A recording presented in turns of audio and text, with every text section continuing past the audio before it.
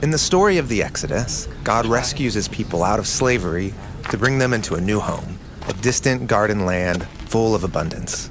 But God didn't take Israel directly there.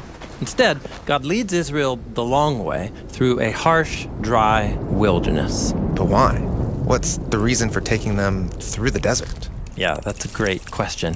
Let's explore the biblical theme of the wilderness. So here's something interesting.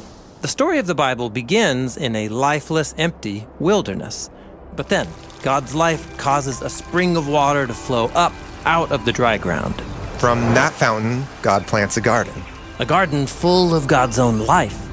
And then, outside the garden, God forms the human from the dust of the wilderness. And God places humanity in the garden. Right, so they can be connected to God's life. However, to stay close to God's life, humans need to learn how to succeed in the garden, which, we're told, means listening to God's voice. But there's another voice in the garden. Yes, the voice of a deceiver, saying, God cannot be trusted. In fact, God is holding out on you. You could have life on your own terms. And the humans listen to that voice. And as a result, they end up out in the wilderness. So the wilderness represents the tragedy of being disconnected from God's life. Right. Now, throughout the Bible, different characters end up in the wilderness for different reasons. Sometimes it's a result of their own decisions. Like when Moses murders an Egyptian, and then he has to flee into the wilderness.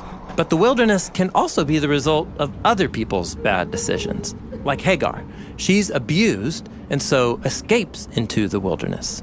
But in both stories, God comes to meet them in the wilderness and provide for their needs. God meets Hagar at a well and promises a blessing for her family that will last through generations. And God meets Moses in the wilderness and prepares him to lead his people out of slavery.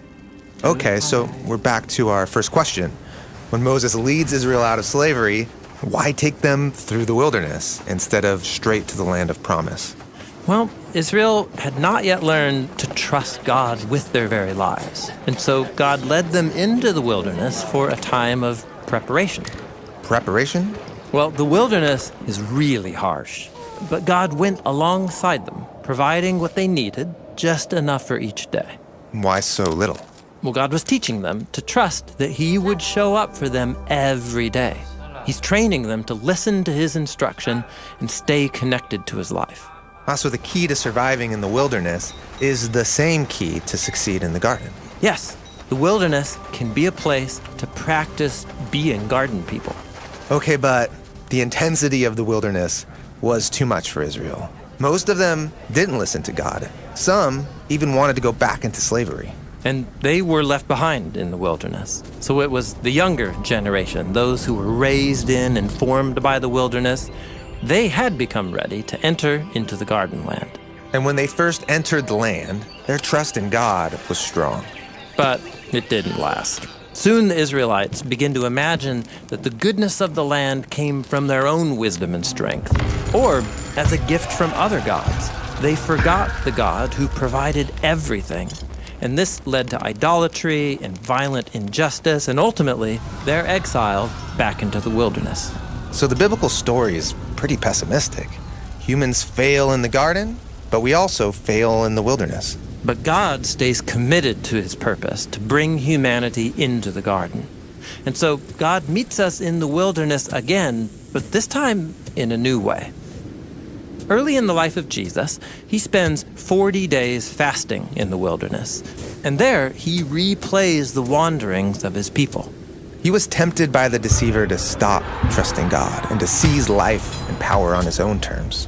But where Israel and all humanity failed, Jesus succeeded by trusting His Father and listening to God's voice alone. And then, Jesus went around announcing the arrival of God's kingdom and life, giving gifts to people who were in their own kind of wilderness. Yeah, He was healing people and feeding them, sometimes in an actual wilderness. And He called people to follow Him and to listen to His voice and to share His garden gifts with others. And after His death and resurrection, Jesus went ahead of all of us to open up the way to the future garden land. But we're not in the land yet. In a sense, we're like Israel now, wandering through the wilderness, which is often harsh and dangerous. But Jesus promises to be with us, not necessarily giving us what we want, but what we need. And as he gets us ready to inherit the garden land that God has in store, he invites us to trust and to listen and follow and to practice being garden people in the wilderness.